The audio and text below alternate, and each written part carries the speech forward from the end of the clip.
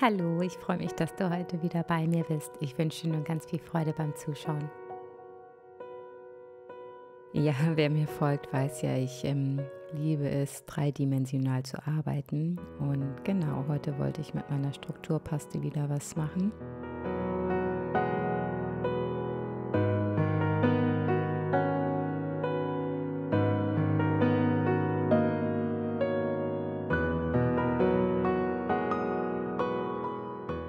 Ja, wie du deine Strukturpaste ganz einfach selbst herstellen kannst, verlinke ich dir jetzt mal oben rechts im Video. Aber natürlich kannst du auch eine bereits fertige Strukturpaste verwenden. Beides findest du in der Videobeschreibung unten verlinkt.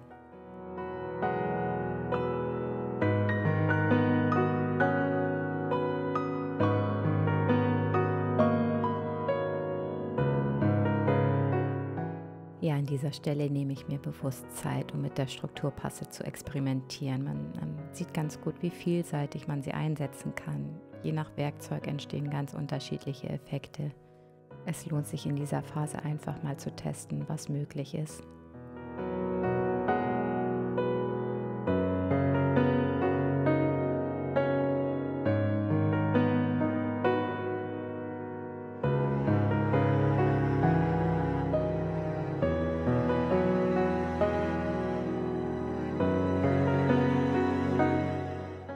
Ich lasse alles in der Regel über Nacht aushärten. Meistens reicht aber auch schon ein paar Stunden aus, bis alles vollständig durchgetrocknet ist.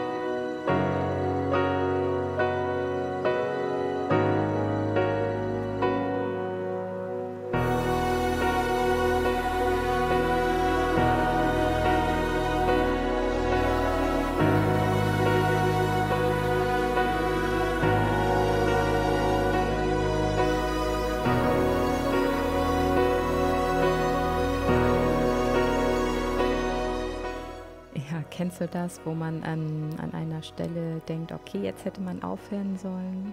Ja, es gefiel mir eigentlich schon richtig gut, aber ich konnte einfach nicht widerstehen und wollte noch ein bisschen weitermachen. Manchmal ist das dieser schmale Grat zwischen Aufhören im richtigen Moment und dem Drang, noch ein bisschen mehr herauszuholen. Und wie so oft ist dann etwas ganz anderes daraus entstanden. Nicht schlechter, nur anders. Vielleicht sogar spannender. Das ist das Schöne an intuitivem Arbeiten. Man weiß nie ganz genau, wohin es führt, aber genau das macht es ja so lebendig.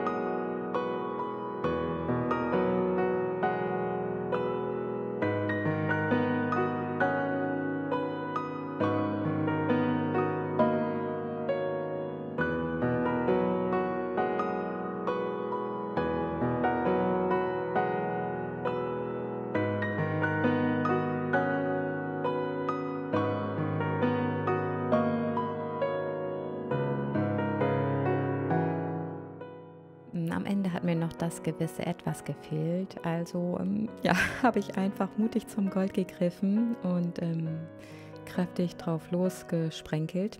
Ja, und plötzlich hat alles für mich wieder gepasst.